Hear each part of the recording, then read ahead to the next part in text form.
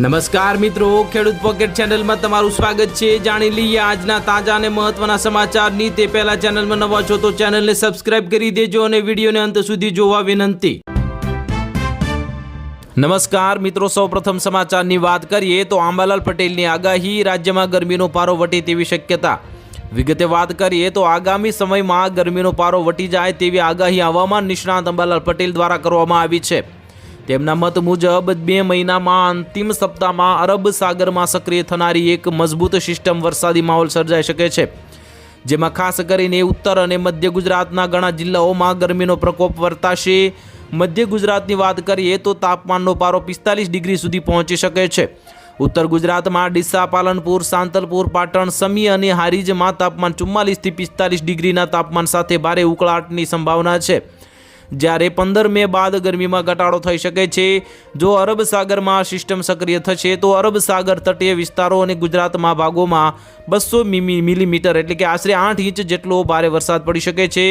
તેમજ જો આ સિસ્ટમની દિશા બદલાશે તો ઓમાન તરફ વળી જશે તો ભારતના પશ્ચિમ કાંઠે ઓછા પ્રમાણમાં વરસાદ વરસે તેવી શક્યતા વ્યક્ત કરવામાં આવી છે। ત્યાર પછીના મહત્વના સમાચારની વાત કરીએ તો QR કોડ પેમેન્ટથી હવે સાવધાન રહેજો, પસ્તાવાનો વારો આવશે। વિગતે વાત કરીએ તો આજના સમયમાં ભાગ્યે જ કોઈ એવી વ્યક્તિ હશે જેનો ફોનમાં યુપીઆઈ એટલે કે યુનિફાઈડ પેમેન્ટ્સ ઇન્ટરફેસ નહીં હોય। શાકભાજીવાળાથી લઈને મોટા શોરૂમ સુધી આપણે બસ ફોન કાઢીએ છીએ અને સ્કેન કરીને પેમેન્ટ કરી દઈએ છીએ। આ સુવિધાને આપણું જીવન જેટલું સરળ બનાવ્યું છે, સાયબર ઠગો માટે તમારી બેંક સુધી પહોંચવાનો રસ્તો પણ તેટલો જ સીધો કરી દીધો છે। ટેકનોલોજીએ આપણને સુવિધા આપી છે, પરંતુ સાવધાની હટતા તે મુસીબત પણ બની શકે છે।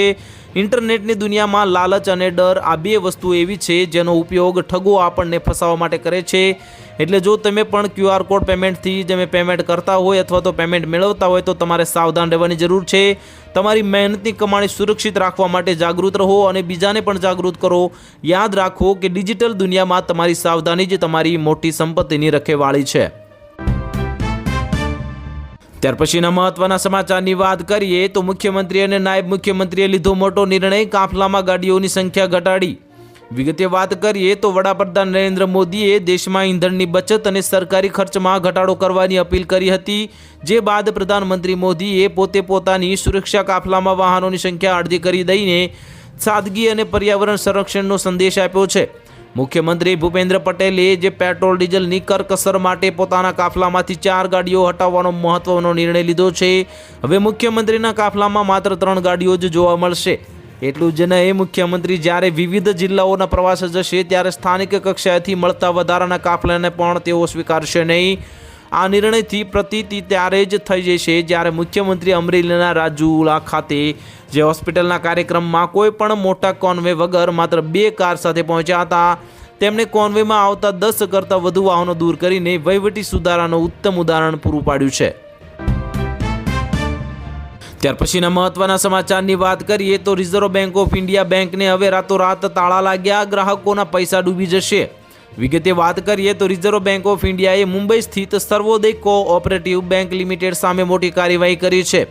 રિઝર્વ બેંક ઓફ ઇન્ડિયા દ્વારા આ સર્વોદય કોઓપરેટિવ બેંક લિમિટેડને મુંબઈનું લાયસન્સ રદ કરી દેવામાં આવ્યું છે।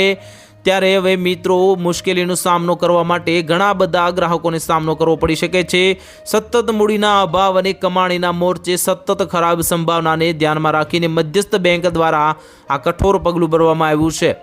આરબીઆઈએ આ અંગે જણાવ્યું હતું કે આ કોઓપરેટિવ બેન્કિંગ રેગ્યુલેશન એક્ટ હેઠળ એટલે કે બેન્કિંગ નિયમન અધિનિયમ વિવિધ જોગવાઈનું પાલન કરવાના સદંતર નિષ્ફળ રહી છે અને તેની કામગીરીને આગળ જાળવી રાખવાને માટે બેંકના ગ્રાહકોના હિતોને નુકસાનકારક બને તેમ હતા। લાયસન્સ રદ થયાની સાથે જ બેંક સામે તાત્કાલિક અસરથી બેન્કિંગ બિઝનેસને સમેટી લેવાની ફરજ પડી છે। ત્યાર પછીના મહત્વના સમાચારની વાત કરીએ તો ખેડૂતો માટે માઠા સમાચાર, NPK ખાતરના ભાવમાં થયો ધરખમ વધારો। વિગતે વાત કરીએ તો અમેરિકા ઈરાન વચ્ચે ચાલતી તણાવપૂર્ણ સ્થિતિ વચ્ચે ખેડૂતો માટે માઠા સમાચાર સામે આવ્યા છે। યુરિયા અને DAP સિવાયના ખાતરના ભાવમાં તોતિંગ વધારો થયો છે। મહેસાણા જિલ્લામાં ખેડૂતો સરદાર NPK ખાતરનો બહોળા પ્રમાણમાં ઉપયોગ કરે છે। NPK ખાતરના ભાવમાં પ્રતિ બેગ ₹800નો વધારો કરી દેવામાં આવ્યો છે।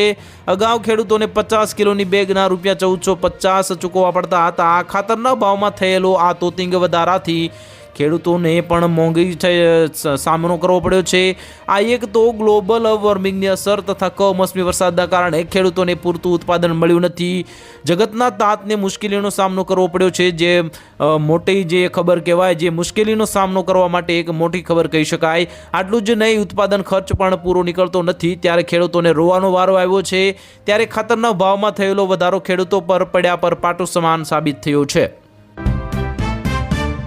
ત્યાર પછીના મહત્વના સમાચારની વાત કરીએ તો દેશમાં ચોમાસું સમય કરતાં વહેલું આવશે। બંગાળની ખાડીમાં સિસ્ટમ સક્રિય થઈ ગઈ છે।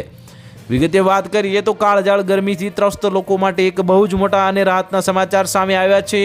ભારતીય હવામાન વિભાગની આગાહી મુજબ આ વર્ષે દેશમાં ચોમાસું નિર્ધારિત એટલે કે જે નક્કી કરેલ છે તે સમય પહેલાં કરતાં વધુ પહેલાં જ વહેલું દસ્તક દઈ દેશે। બંગાળની ખાડીમાં સર્જાયેલી નવી સિસ્ટમના કારણે આ સપ્તાહના અંત સુધીમાં જ અંદમાન અને દક્ષિણી ભારતના કેટલાક વિસ્તારોમાં ચોમાસાની એન્ટ્રી થઈ જવાની પૂરેપૂરી શક્યતા છે। સામાન્ય રીતે કેરળમાં ચોમાસું 1 જૂનની આસપાસ પહોંચતું હોય છે, પરંતુ આ વખતે તે સમય પહેલાં જ આવી શકે છે। હવામાન નિષ્ણાતોના જણાવ્યા પ્રમાણે દક્ષિણ પૂર્વ બંગાળની ખાડી અને અંદમાન સાગરમાં ચોમાસા વહેલા આગમન માટે એકદમ અનુકૂળ વાતાવરણ બની ગયું છે। બંગાળની ખાડીના દક્ષિણ પશ્ચિમ ભાગમાં એક લો પ્રેશર એરિયા સર્જાયું છે, જે આગામી થોડા કલાકોમાં જ વધુ મજબૂત બનશે। ત્યાર પછીના મહત્વના સમાચારની વાત કરીએ તો દેશમાં વચ્ચે પેટ્રોલ ડીઝલના ભાવ, સરકારના મોટો સંકેત। દેશમાં પેટ્રોલ ડીઝલ અને એલપીજીને લઈને છેલ્લા કેટલાક દિવસોથી ચાલી રહેલા અછત અને ભાવ વધારાની ચર્ચા વચ્ચે કેન્દ્રીય પેટ્રોલિયમ અને કુદરતી ગેસ મંત્રી હરદીપસિંહ પુરીએ મહત્વપૂર્ણ સ્પષ્ટતા કરી છે।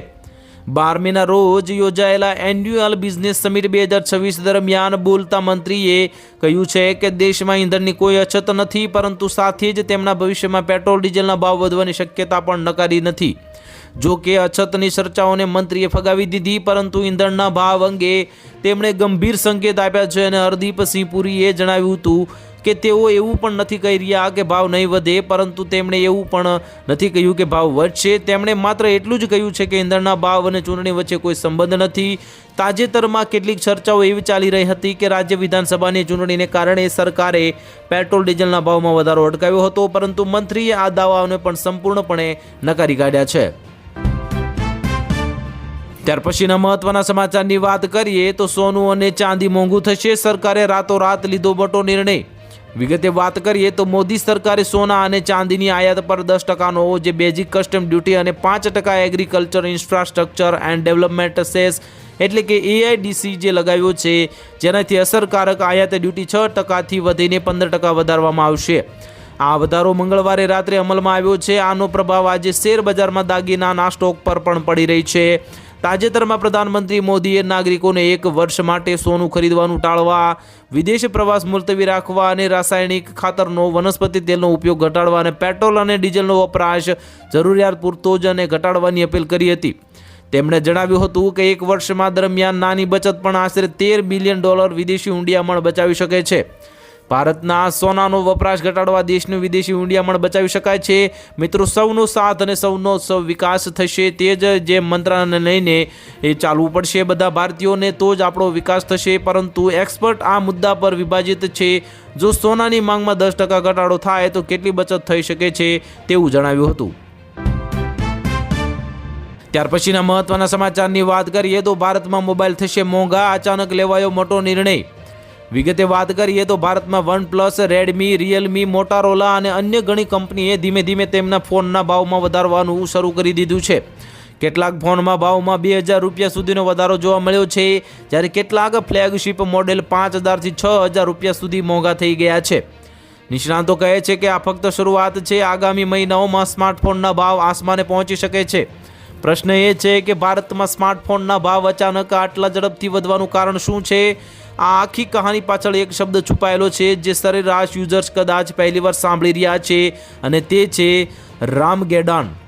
ટેક ઉદ્યોગ હાલમાં રેમ અને સ્ટોરેજ ચિપ્સની તીવ્ર અછતનો સામનો કરી રહ્યા છે। દરેક સ્માર્ટફોન, લેપટોપ, ગેમિંગ કન્સોલ અને સર્વરમાં ઉપયોગમાં લેવાતી એ જ રેમ અને નાન ડીપ ચિપ્સ છે, પરંતુ હવે આ ચિપ્સ માટે સૌથી મોટી લડાઈ મોબાઈલ કંપનીઓ અને AI કંપનીઓ વચ્ચે થઈ રહી છે। ત્યાર પછીના મહત્વના સમાચારની વાત કરીએ તો એલપીજી સબસિડી પર પ્રતિબંધ, હવેથી નહીં મળે સબસિડીનો લાભ. વિગતે વાત કરીએ તો કેન્દ્ર સરકાર હવે ગેસ સબસિડીના નિયમોમાં મોટી સફાઈ અભિયાન ચલાવી રહી છે. પેટ્રોલિયમ અને કુદરતી ગેસ મંત્રાલય ટેક્સ રેકોર્ડ અને એનર્જી ડેટાબેઝને એકબીજા સાથે લિંક કરવાની પ્રક્રિયા તેજ બનાવી છે. આ નવી પહેલ હેઠળ હવે એવા લોકોને ઓળખ કરવામાં આવી રહી છે કે જેઓ આર્થિક રીતે સક્ષમ હોવા છતાં સબસિડીનો લાભ લઈ રહ્યા છે. ઇન્ડિયન ઓઇલ, ભારત પેટ્રોલિયમ અને હિન્દુસ્તાન પેટ્રોલિયમ જેવી સરકારી કંપનીઓએ હવે તેવી ગ્રાહકોને અંતિમ નોટિસ આપવાની શરૂઆત કરી દીધી છે જેમની વાર્ષિક આવક સરકાર દ્વારા નક્કી કરવામાં આવેલી મર્યાદા કરતાં વધારે છે, એટલે કે 10 લાખથી વધુ છે, તેમને સબસિડી મળશે નહીં. તેલ કંપનીઓ હવે સીધી આવકવેરા વિભાગ એટલે કે ઇન્કમ ટેક્સ ડિપાર્ટમેન્ટ સાથે મળીને ગ્રાહકોના ડેટા તપાસી રહી છે. આ પ્રક્રિયાનો મુખ્ય હેતુ એ સુનિશ્ચિત કરવાનો છે કે સબસિડીનો લાભ માત્ર જરૂરિયાતમંદ પરિવારનો જ મળે. જો કોઈ ગ્રાહક નિર્ધારિત સમય મર્યાદામાં જવાબ નહીં આપે તો તેમના બેંક ખાતામાં જમા થતી સબસિડીની રકમ કાયમ માટે બંધ કરી દેવામાં આવશે.